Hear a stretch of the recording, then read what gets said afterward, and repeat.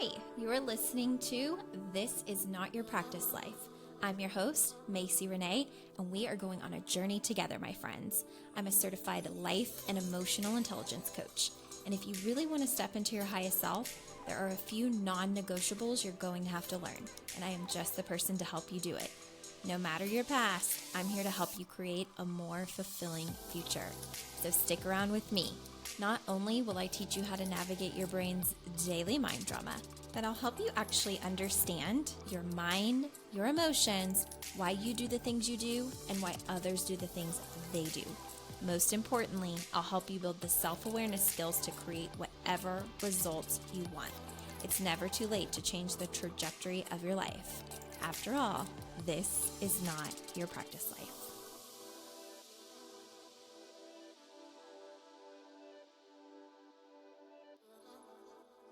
Hi, friends. Welcome back to another episode of This Is Not Your Practice Life podcast. My name is Macy. I'm an emotional intelligence coach, and I'm so excited to have you back and joining me for another episode. Today, I'm going to teach something that I've actually taught on the podcast before, but I have a little prop with me.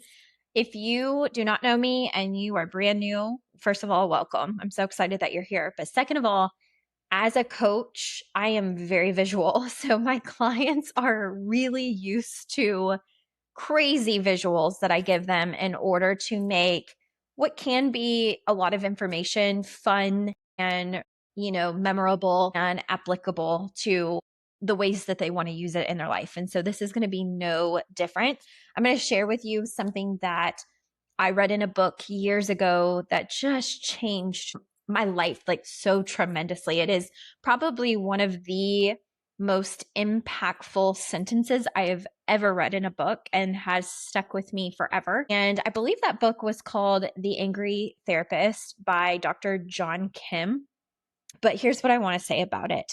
I want to talk about how we do not have to own everything that people try to give us. And I'm going to go somewhere with this and what that really means. But there's something about human interaction where we really become offended easily, impacted by the things that people say, impacted by other people's energy, impacted by their moods, how they show up in the world. And all of it is very valid because we're energetic beings. So naturally, when you walk into a room, if that room has poo-poo energy, you can feel the poo-poo energy. An example that I would always give my clients is if you have a couple and they're hosting a party and, they decide, or they don't decide, but like they get into a tiff, they get into an argument, they get into this situation where they're arguing before the party.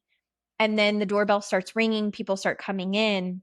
As the person attending the party, it doesn't matter if they put on a smiley, awesome face, you will feel the tension. And I'm sure there are times in your life where you've had this situation where you've walked into a room and it feels like an elephant is in the room, or it feels like the life was just sucked out of your body.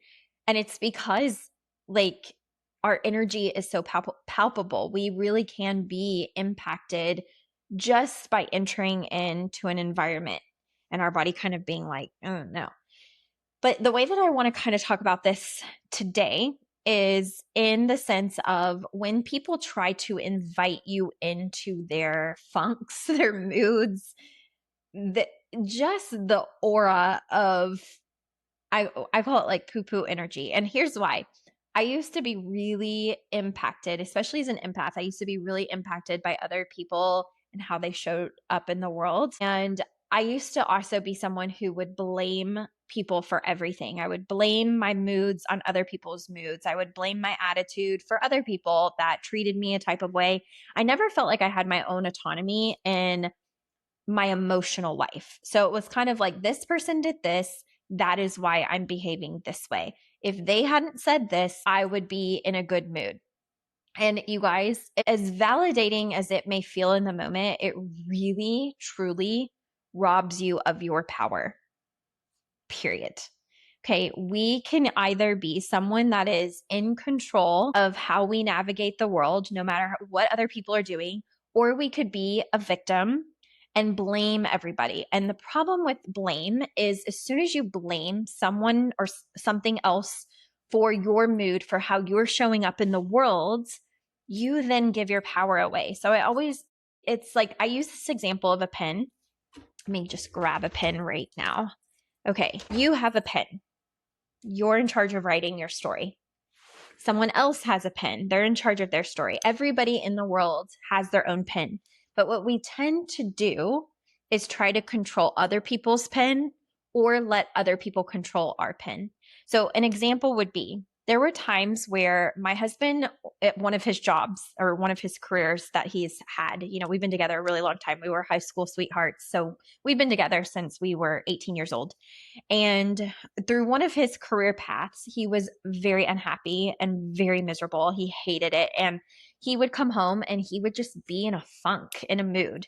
And it would take him like coming home, decompressing, taking a shower, maybe if I had dinner ready, like eating, sitting on the couch, turning on sports before his nervous system would feel settled enough to be able to interact and to be excited about interacting. And the thing about it is my expectation as his wife was that when he came home from work, he would just come over, say hi, maybe kiss me and be like, how was your day? And when that wasn't happening and he would come in and I could tell like it had been a bad day at work, I would always get this like, ugh, and I would feel impacted. Okay. I would feel really impacted by whatever mood he came home in. If he was grumpy, then all of a sudden it would be like my great day. I was now grumpy. And so if he was sassy, I was going to meet that energy and I might be sassy back, right? Because why did you come into this house so moody when I haven't done anything? I just want to say hi, right? It felt so valid. Okay. Like your mood is ruining my mood. And that was very much a victim-y place to be, but I didn't know that at the time before any of this work that I've been doing with coaching and therapy and all of that. So he had his pen. He would come home, his pen, he's moody. He's not with it until he decompresses. For me, I have my own mood. Mine might be happy. And so when he would come home, I would want to take away his bad mood, but I can't control him, right? So if I tried to take on his stressors, it was a disaster, right? Because this is his to feel. These are his emotions to feel. Same thing with if he tried to take mine, which a lot of times after work was not necessarily the case. But my point is that whenever you have your own pen, a lot of times if we blame, we've now handed the pen over to another person who now has control. And so that means unless they're wanting to fix you, fix your mood, fix your emotional experience, fix your problems, or they even care to, you're now out of control until they're ready to fix it. That's why you don't want to give your pen away. But here's the other thing about this is that when people are operating in the world, and especially whenever they're in maybe a not so great place, so we'll call it like misery loves company a lot of times, right? Or when people get into a bad place, they want to vent or they want to emotionally dump.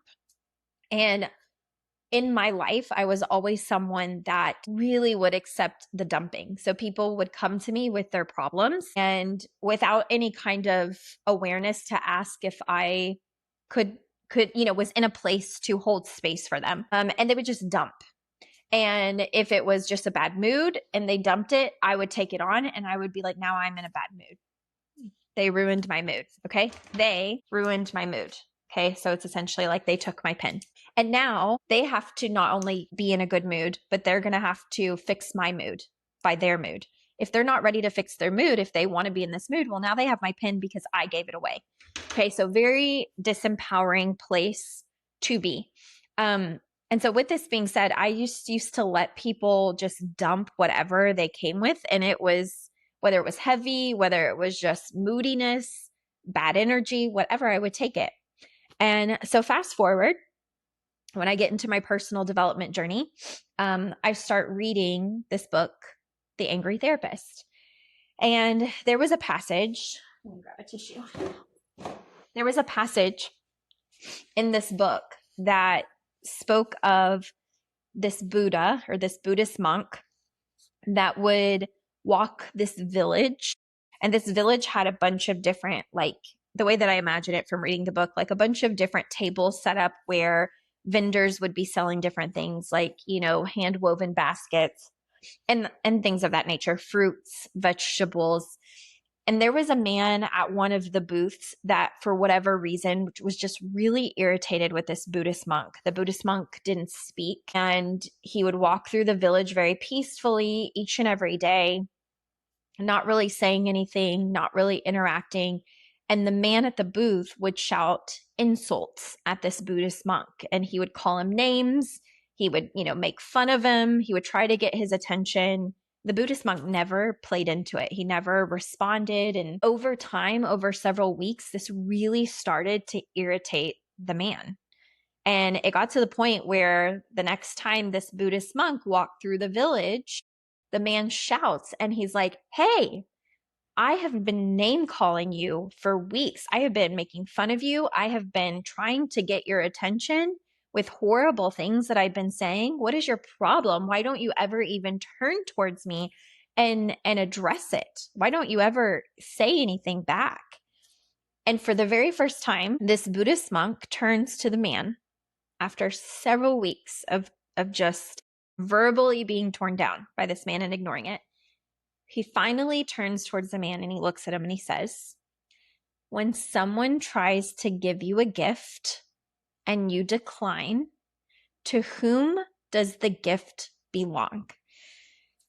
I know I've said it before. I've said it several times if you've been here for a while. When I read that passage, it changed my life. It changed everything.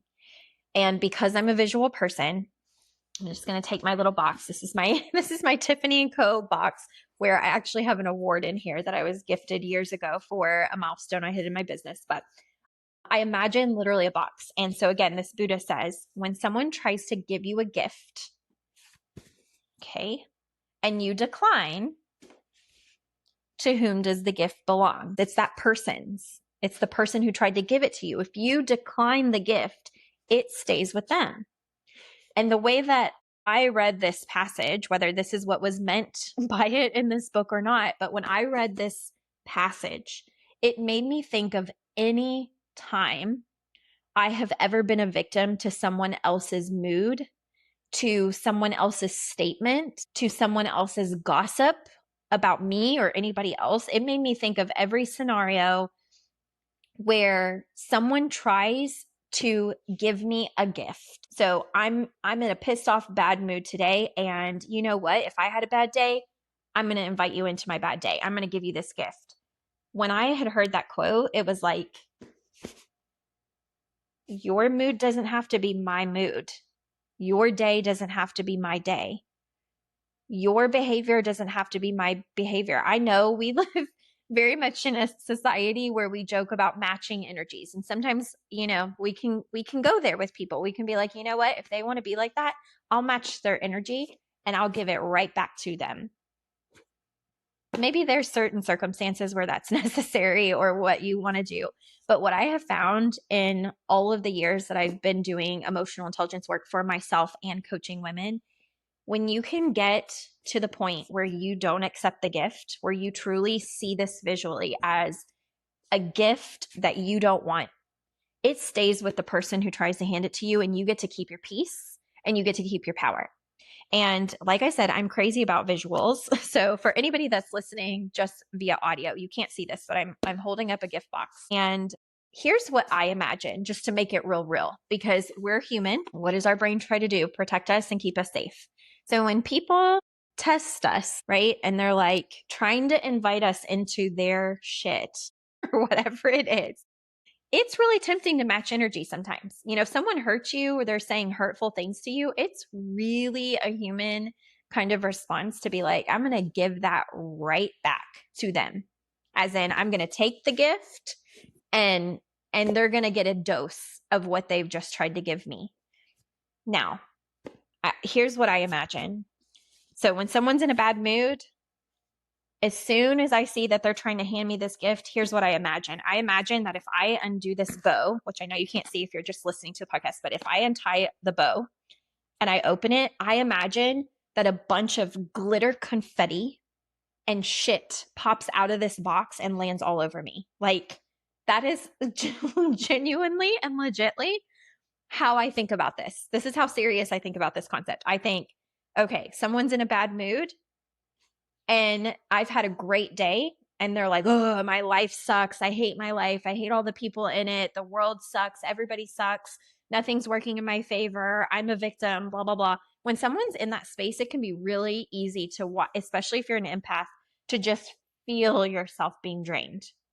Okay, maybe you're doing a lot of this kind of growth work. Your spouse, your siblings, your family is not.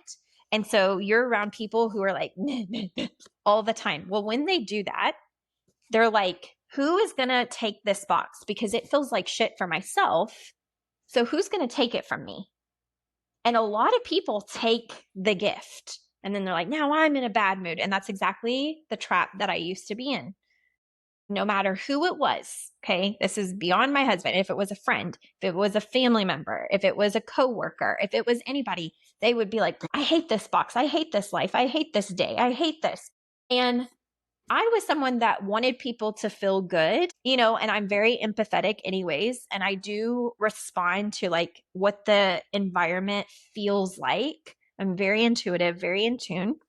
So when people would like reach out before I had read this book, I would grab it. And then whatever shit and glitter was in this box, when I opened it, would land all over me. And then I'd be like, now I'm in a bad mood. Now I also think everything sucks. And now my life sucks. Now I'm dirty and I can't get this off. Like, if any of you all have ever tried to clean up glitter, or I've even told a client, I said, imagine this box is not only full of crap, it's full of crap and sand and glitter. Do you know how hard that is to clean up? We do not need to match everybody's energy. We do not need to accept the gifts that people try to give us. We do not need to own other people's stuff. We do not need to take people's pens, because what's in this box is messy and ugly and gross. And it takes a lot of cleaning up to get rid of it. So when someone is trying to invite you in, I want you to imagine this box. And I want you to imagine what's in the box: crap, glitter, and sand. And it's like when you open it, it's like a Jack in the Box. It jumps out. You don't get to just open it and throw it. It's going to be all over you. So really think about that, because why? And I can tell you, I've had so much more peace when I know I'm in control of my emotions. This is emotional intelligence work. Emotional intelligence work is, there's a lot of people walking around with some crazy crap in their boxes. And no matter how much I maybe want to help, or how empathic I am, or intuitive, or how, what my intentions are, like, I just want to be mindful that I don't have to take this. I don't have to own this. It's not mine to own. It's not mine to fix. Like, people have to be responsible for their own emotional experiences. They have to be responsible for their own results in life. They have to be responsible for what they are creating in their life. And when they're not happy, trust me, they want to give the box away. They can't wait for someone to take this bait. Take it away. I don't like it. That's exactly how they operate. And don't take it. You don't have to. I don't care if someone is trying to shove this thing down your throat. When someone tries to give you a gift and you decline, to whom does the gift belong? It stays with them.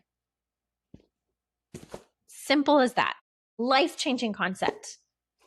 Best thing that I've literally probably ever read in a book. And it really helps me maintain who I am when people are nasty, when they're ugly, when, people don't behave the way that I hope that they would.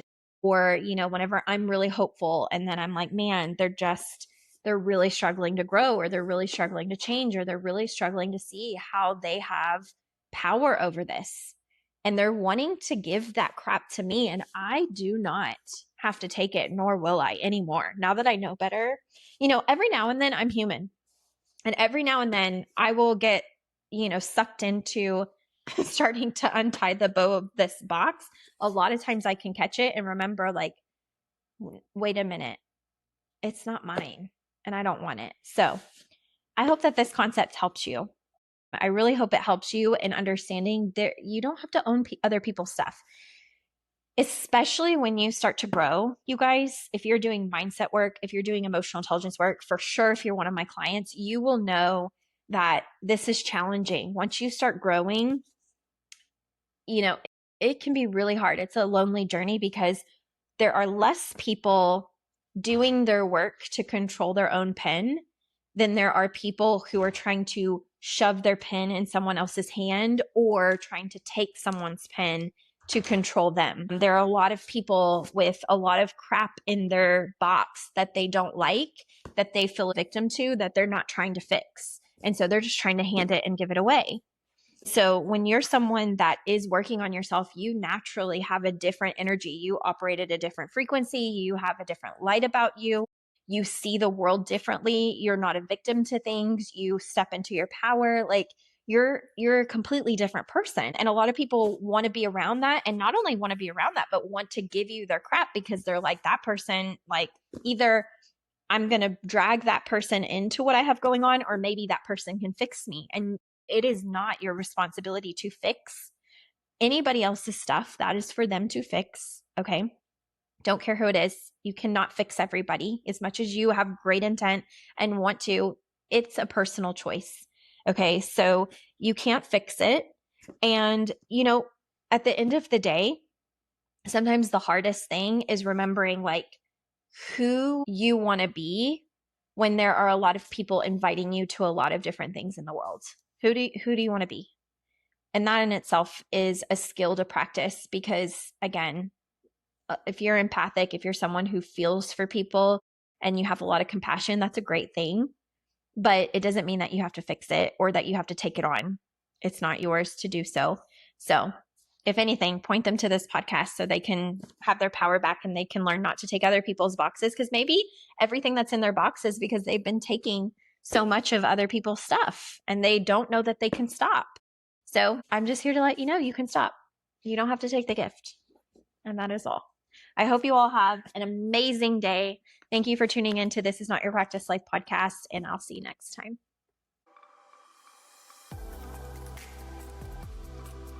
Hey there. Thank you so much for joining me on today's episode of This Is Not Your Practice Life podcast. If you'd like to connect on social media, you can find me on both Instagram and Facebook at Macy Renee Coaching. And if you want to stay up to date on all of my offers, announcements, and inspirational emails, you can join my email list at macyrenee.com. In addition, if there's a way that I can further support you in your coaching journey, you can schedule a free 60-minute consult at macyrenee.com anytime you want so we can discuss the best options for you. I look forward to seeing you next week, and I hope you have an amazing day. Bye.